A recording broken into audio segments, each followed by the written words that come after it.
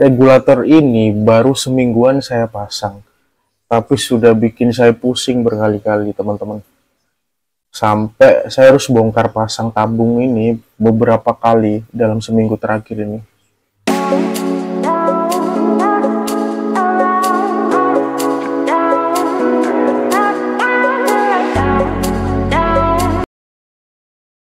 Halo teman-teman, kita jumpa lagi di channel Kurniawan Sport ya.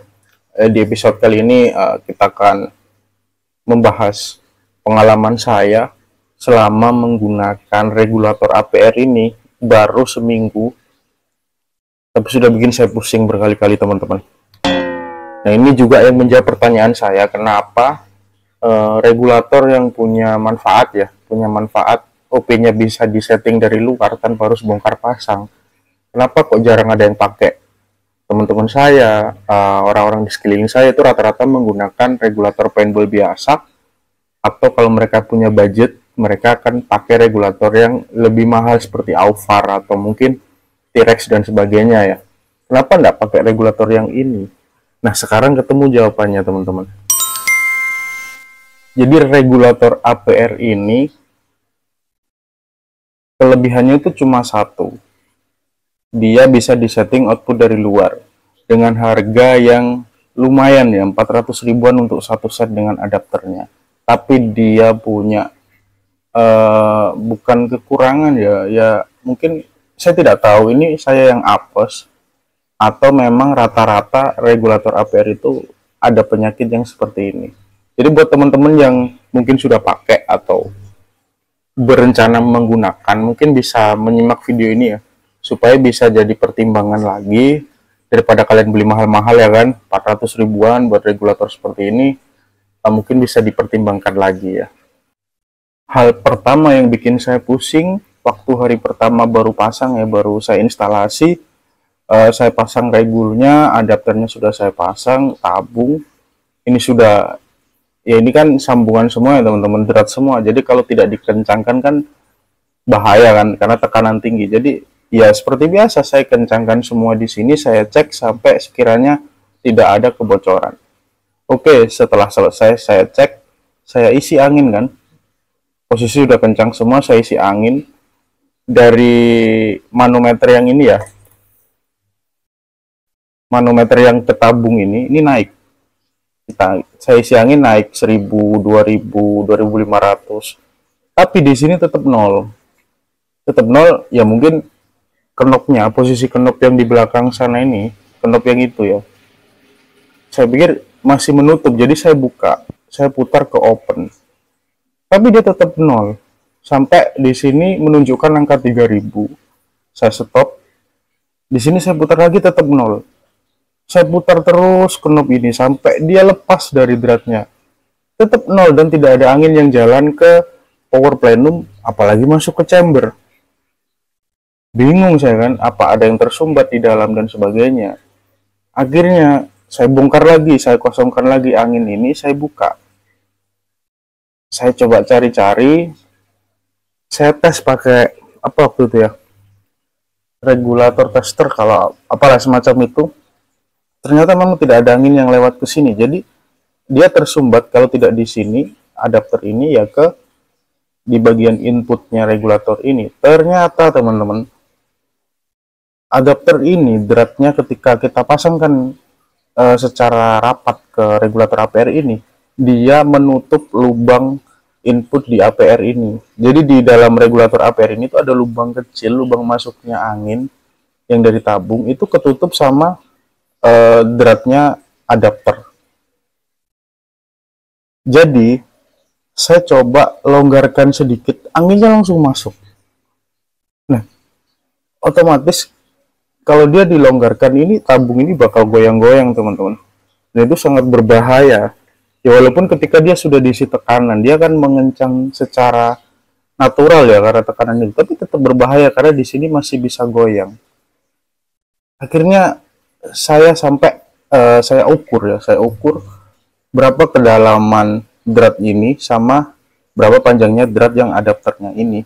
Saya ukur dan saya kasih selisih jarak sekitar 2 mili dari mentoknya, dan saya berikan seal di tengah sini sebagai penyekat yang juga berfungsi untuk biar lebih sekan ya, lebih rapat aja.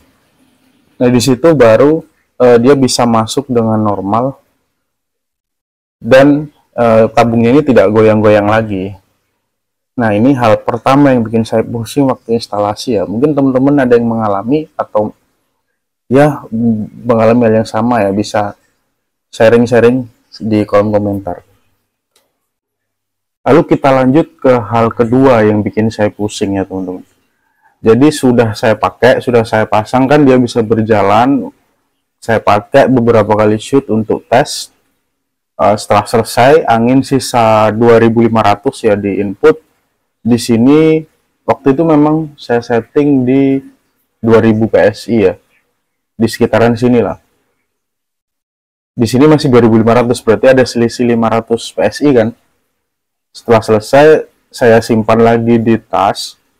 Nah, pada saat saya pulang kerja itu masih baru berapa hari teman-teman, baru hari kedua kalau tidak salah, kalau tidak hari ketiga. Saya tuh mau cek apakah dia stabil. Ternyata dia naik teman-teman. Jadi OP di regul ini di output ya, OP di sini ini naik teman-teman. Dia dari 2000 itu sudah melewati batas hijau ini yang full ini, dan dia tekanannya sama persis dengan tekanan yang ada di tabung. Wah, ini ada kebocoran ini pasti.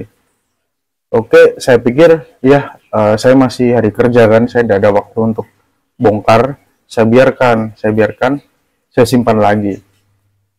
Setelah beberapa hari lagi, saya cek lagi.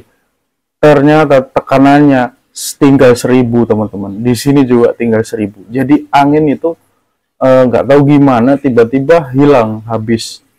Nah, ini sudah pasti ada indikasi kebocoran. Jadi malam itu saya sepulang kerja itu langsung saya bongkar lagi. Saya kuras sisa anginnya yang 1000 itu, saya bongkar, saya cari penyebabnya di mana kan. Akhirnya saya buka di pistonnya, teflonnya piston itu, yang di dratnya ini, di dalam sini, itu ada semacam cowakan atau gimana ya teman-teman, saya kurang bisa menjelaskan, tapi akhirnya piston itu saya amplas ulang, saya ratakan ulang,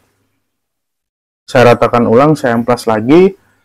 Singkat cerita, saya install lagi, saya pasang, saya isi angin lagi, saya tahan 1-2 hari, oke, dia sudah tidak naik. Padahal ini masih baru ya teman-teman. Pistonnya pun juga sudah menggunakan Sustapik yang notabene dia harusnya material yang lebih baik daripada material piston biasa. Hal ketiga yang bikin saya pusing lagi. Jadi pada waktu setelah saya amplas pistonnya itu, saya isi lagi ya kan, saya isi lagi angin dari nol. Tapi saya setting di output 950 sampai 1000 PSI karena saya berencana mau ngetes mimis ringan ya, mimis rock biasa yang ringan sekelas Canon atau mungkin KIS. Jadi saya setting output di 950 sampai 1000, saya pakai normal teman-teman ya. Kemudian angin kan habis sampai di angka berapa, 1500. Saya isi lagi kan dia di 2500. Nah, setelah saya pakai, anginnya habis, saya isi angin lagi. Nah, kemudian saya mau pakai mimis yang lebih berat ya, slug terutama. Otomatis saya harus kembalikan settingan output di 2000. Saya naikkanlah dia ke 2000.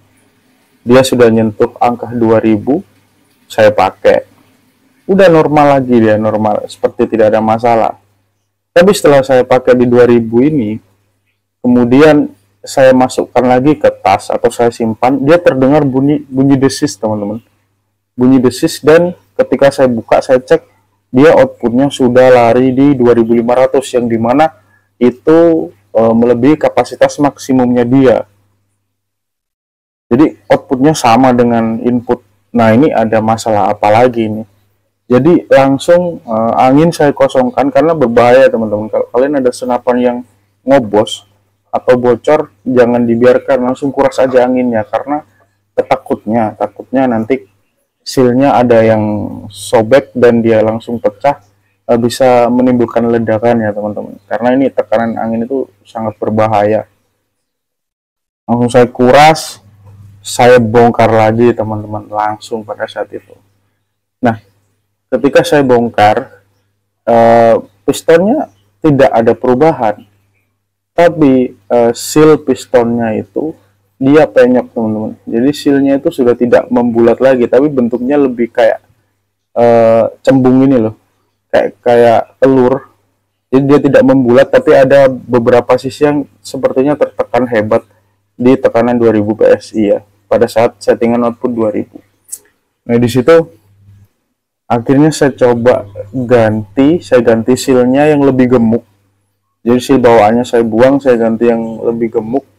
Dan di bagian dratnya ini memang agak goyang waktu tidak ada tekanan angin. Jadi saya inisiatif, saya kasih selotip atau seal tape.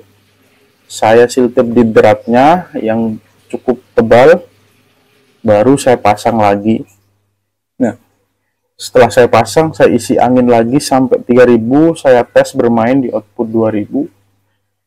Sudah tidak ada masalah lagi. Cuma ada satu catatan lagi teman-teman yang mungkin tidak terlalu tidak terlalu bikin pusing, tapi cukup menyedihkan kalau dirasa. Dia responnya tidak konstan, bahkan cenderung lambat ya teman-teman. Jadi kalau misal kita bermain di output 2000 atau 1800 kan, kita main settingan tinggi tuh, begitu kita tembakan kan pasti dia akan drop ya tekanannya, entah ke 1500 atau mungkin 300-400 PSI di bawahnya. Nah dia ini kembali lagi ke OP settingan itu lambat naiknya teman-teman, lambat sekali. Bahkan ketika dia mau menyentuh output yang sudah kita setting itu malah lebih lambat lagi. Ini saya bandingkan sama regulator standar ya, regulator paintball biasa dengan di spring standar, piston standar, itu mereka masih lebih cepat, lebih konstan daripada regulator APR ini. Entah apakah di sini yang terlalu rapat atau gimana, situ saya masih belum nemu ya solusinya untuk lambatnya dia, atau mungkin memang ada beberapa parts yang perlu saya upgrade ya untuk memaksimalkan performanya. Cuman dari beberapa masalah atau hal yang bikin saya pusing ini, sebenarnya dari awal sudah bikin saya agak males ya teman-teman menggunakan regulator model ini. Tapi karena saya sering ganti-ganti mimis ya kan, memang unit ini kan saya pakai untuk menguji coba banyak mimis ya kan. Jadi ya mau tidak mau saya harus tetap pakai regulator ini, karena saya tidak ada pilihan. Kalau saya mau ganti-ganti OP output dengan regulator biasa, tentu bongkarnya lebih ribet lagi. Jadi saya mending saya siapkan diri ya, saya mempersiapkan diri untuk menghadapi masalah-masalah apa yang akan datang kemudian hari pada regulator ini. Dan untuk teman-teman juga yang mungkin mau menggunakan regulator ini, mungkin bisa mempersiapkan diri juga ya. Jadi lumayan menggoda regulator ini, padahal baru semingguan saya pakai. Ya, ini sedikit curhatan saya teman-teman, keluh kesah saya selama menggunakan regulator ini. Mungkin ada teman-teman yang melihat, semoga video ini bermanfaat ya. Kita jumpa lagi di video-video berikutnya. Dadah.